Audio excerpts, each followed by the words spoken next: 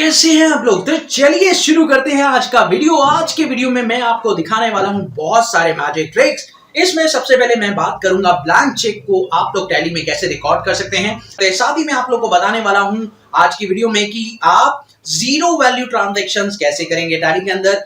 और एक बहुत ही अनोखा पॉइंट, जब आप लोग वाउचर ट्रांजैक्शंस कर रहे होंगे तब आपको गेटवे ऑफ टैली पर कभी भी आने की जरूरत नहीं है। आप लोग वाउचर ट्रांजैक्शन के अंदर रहते हुए ही किसी भी स्क्रीन पर मूव कर सकते हैं। आप अपनी बैलेंस शीट चेक कर सकते हैं, आप अपना पीएनएल चेक कर सकते हैं, आप अपना डे बुक खोल सकते हैं, या अपने वाउचर को क्रिएट कर सकते हैं, या आप कहीं पर भी जा सकते हैं। तो आपको ये तरीका भी मैं इस वीडियो में बताने वाला हूं। और साथ ही आप लोगों को मिलेगा इस वीडियो में एक और ज्ञान, वो है जनरल और रिसिप्ट ट्रांजैक्शंस को कैसे किया जाता है टैली में। तो ये सारा कुछ मैं आपको बताने वाला हूं इस वीडियो में।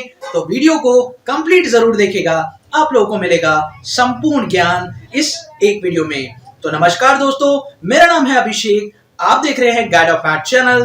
तो चलिए कुछ नया सीख लेते हैं।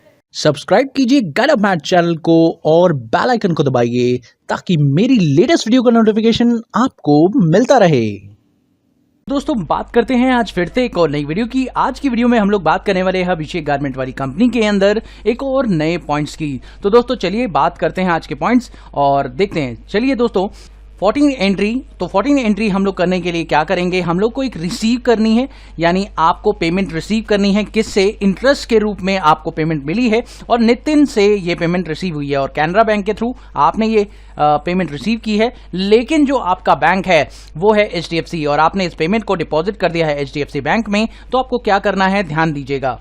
अब क्या करें, यहां पर आइए, सबसे पहले अकाउंटिंग वाउचर पे चलेंगे और अकाउंटिंग वाउचर पे जाने के बाद आप लोग करेंगे यहां पर F6 और F6 प्रेस करते ही आप लोगों को क्या करना है, यहां पर आप लोगों को डेट डालनी है। सबसे पहले तो आप डेट डालिए F2 से और यहां पर 31/5 आप डेट डाल दीजिए। उसके बाद आप लोगों को यहां देखना है कि आपको जो पैसा रिसीव हो रहा है वो किस नाम का रिसीव हो रहा है। मैंने आपको बताया था कि जब भी आप पेमेंट करें तो आपको 3 बातों का ध्यान रखना है कि आपका पेमेंट किस पर्सन को हो रहा है, या पेमेंट किस एक्सपेंस की हो रही है, या किस एसेट्स को परचेज कर रहे हैं। तो 3 चीजें होती थी। लेकिन अगर बात करें रिसिप्ट में भी आप ये चेक करेंगे कि आपका ये कि इनकम का नाम क्या है, या पार्टी का नाम क्या है, या एसेट का नाम क्या है जिससे भी पैसा आपको रिसीव हो रहा है। तो दोस्तों चलिए यहां पर देखिए, आपके पास जो इनकम का नाम है वो है इंटरेस्ट और आपको यहां पर लेना चाहिए इंटरेस्ट को क्रेडिट। और अगर मेरे पास इंटरेस्ट का लेजर नहीं है तो मैं यहां पर ऑल्ट सी करके क्रिएट करूंगा इंटरेस्ट का लेजर, जो कि मेरा बनेगा अंडर इंटरेस्ट का लेजर। मैंने यहां पे बना दिया है और साथ ही मैं इसे दे देता हूं इंटरेस्ट रिसीव और इस लेजर को मैं इनडायरेक्ट इनकम के अंदर रख देता हूं। उसके बाद मैं कंट्रोल ए करता हूं और उसके बाद मैं यहां पर आप लोगों को बताना चाहूंगा 8500 मुझे यहां पे लिखना है। एंटर करने के बाद मैं यहां पे बताऊंगा कि मेरे बैंक में पैसा आया है। तो कौन से बैंक में, यहां पे आप देख सकते हैं एचडीएफसी के अंदर मेरा पैसा आया है और आप एचडीएफसी में पैसा रिसीव कर रहे हैं। एंटर करते ही आपको चेक की डिटेल पूछेगा, बिल्कुल सही बात है। याद रखिएगा चेक नंबर की जो रेंज मैंने आप लोगों को लास्ट वीडियो में बताया था वो आप लोगों को सिर्फ और सिर्फ तभी मिलेगा जब आप पेमेंट कर रहे हैं। तो यहां पर आप लोगों को ध्यान रखना है कि जो चेक नंबर की रेंज मैंने आप लोगों को उसमें बताई थी वो सिर्फ पेमेंट में काम करती है। रिसिप्ट में आपको चेक नंबर, पार्टी का चेक नंबर मिलता है तो वो आपको ऑटोमेटिकली यहां पे डालना पड़ेगा। तो पार्टी का जो चेक नंबर आपके पास आया है वो है 548758।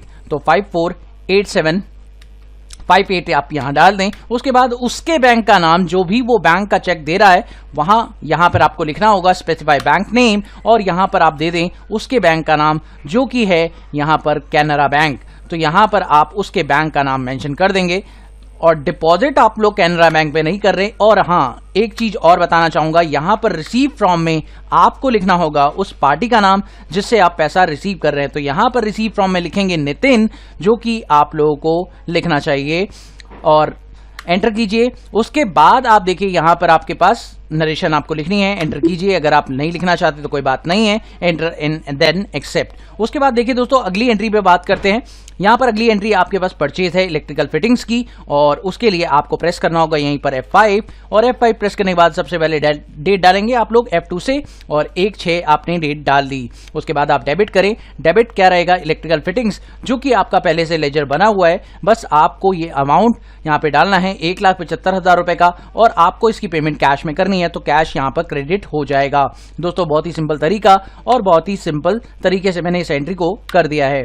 दोस्तों ये एंट्री होने के बाद अब मुझे करना है फिर से एक और चेक कैंसिल, लेकिन कैंसिल करने के लिए आप लोगों को मैंने क्या बताया था, मैंने आपको बताया था कि आपको गेटवे ऑफ टैली पर आना है। दोस्तों आज मैं आप लोगों को एक कमाल का तरीका बताना चाह रहा हूं, जो तरीका है कि आपको अब अकाउंटिंग वाउचर के अंदर आने के बाद बाहर निकलने की जरूरत नहीं पड़ेगी, यानी गेटवे ऑफ टैली पर आने की जरूरत नहीं पड़ेगी। इस एंट्री को करने के लिए आपको गेटवे ऑफ टैली पर जाने की जरूरत नहीं है, आप वाउचर के अंदर रहते हुए ही ये काम कर सकते हैं। तो दोस्तों कैसे होगा ये पॉसिबल कि वाउचर के अंदर रहते हुए ही आप वो सारे काम कर सकते हैं, आप बाहर आने की आपको जरूरत ही नहीं है।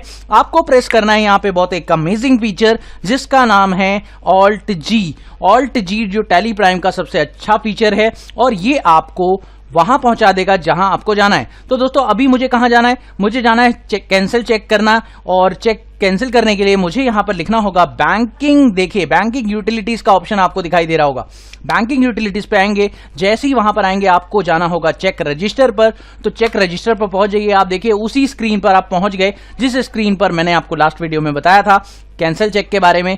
और अब देखिए अब आपको कैंसिल करना है कौन से बैंक का चेक, तो यहां पर आप लोगों को HDFC के बैंक का चेक कैंसिल करना है। आप करिए इस पे एंटर, और एंटर करने के बाद दोबारा करिए एंटर, एंड देन आपको तीसरा नंबर जो चेक है वो कैंसिल करना है। तो आप करिए इसे स्पेस बार से select, and then status alter करने के लिए आपको करना होगा ऑल्ट एस करते ही आपको देना होगा यहां पर एक पॉइंट दैट्स कॉल्ड, आपको देना होगा यहां पर स्टेटस दैट्स कैंसिल चेक, और कैंसिल चेक करने के बाद आप बताएंगे कि किस तारीख को आप चेक कैंसिल कर रहे हैं। उसके बाद आप बताएंगे कि आपने चेक कैंसिल क्यों किया।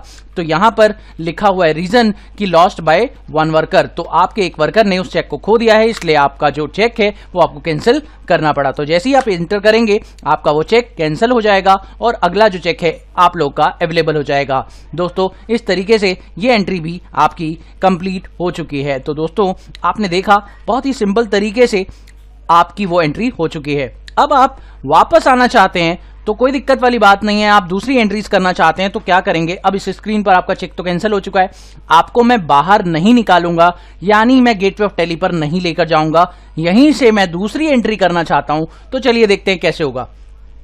अब दोस्तों आप देखिए मैं आपको यहां पर एंट्री नंबर 19 करके पहले दिखा रहा हूं, फिर उसके बाद मैं ब्लैंक चेक की बात करूंगा। तो एंट्री नंबर 19 जो है मैं आप लोगों को पहले करके दिखाता हूं। एंट्री नंबर 19 में आप लोगों को करना है फर्नीचर परचेज, लेकिन यहां पर दिव्यांश इंडस्ट्री से आपको जो फर्नीचर है वो परचेज करना है।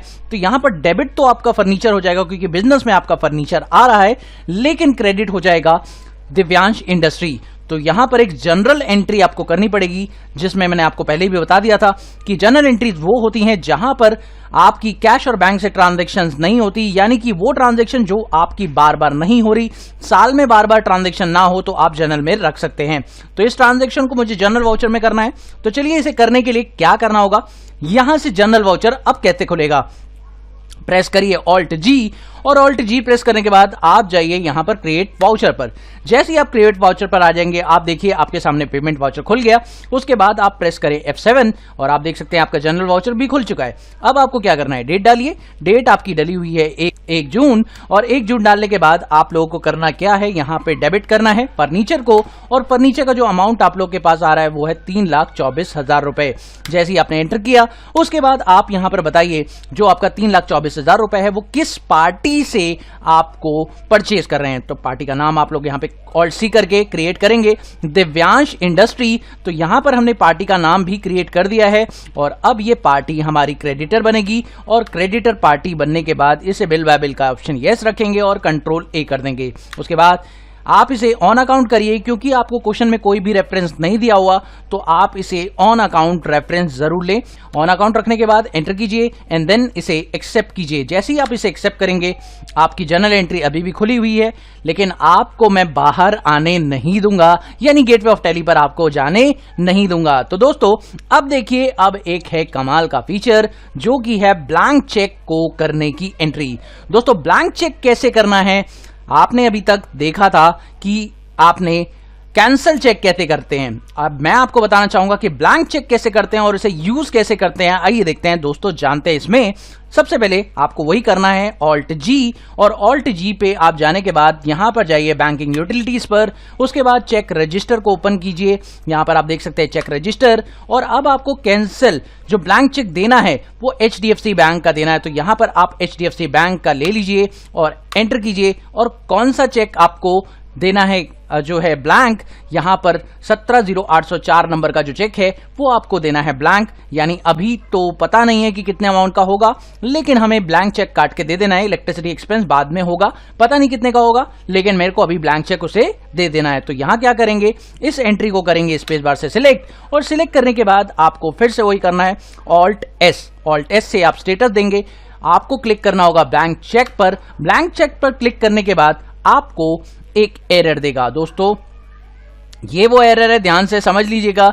इसके लिए आपको एक ऑप्शन यस करना पड़ेगा, allow zero value transaction option in payment voucher type.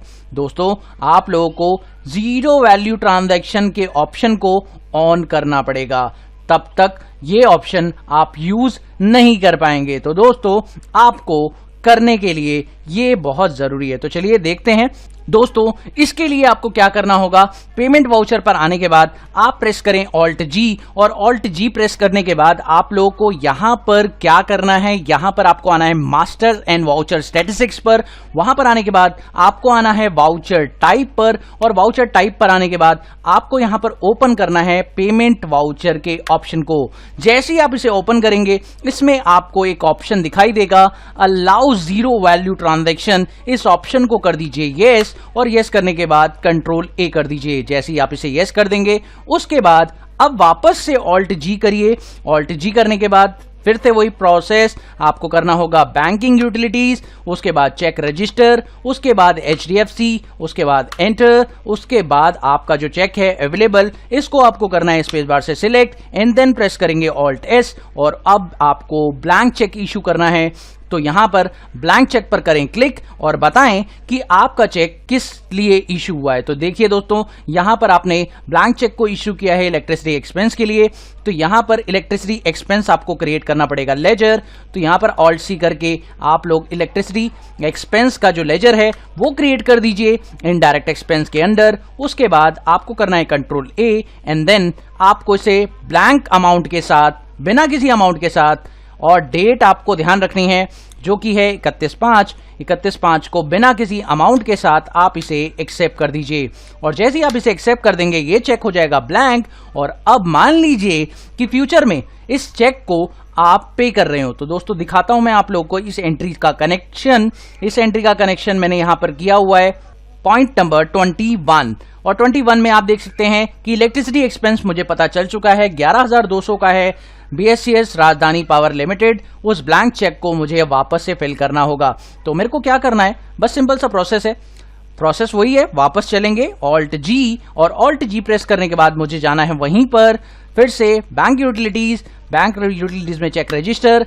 Check register में आने के बाद मुझे क्या करना है, यहां पर ब्लैंक चेक आपको दिखाई दे रहा होगा, ये देखिए ये रहा ब्लैंक चेक। एंटर कीजिए इस पर, एंटर कीजिए इस पर, एंटर कीजिए, और आप इस एंट्री को खोल लेते हैं। उसके बाद आप इसमें एंटर करने के बाद सीधा क्या कर दीजिए, अमाउंट एंटर कर दीजिए। तो अमाउंट क्या है आपका 11,200।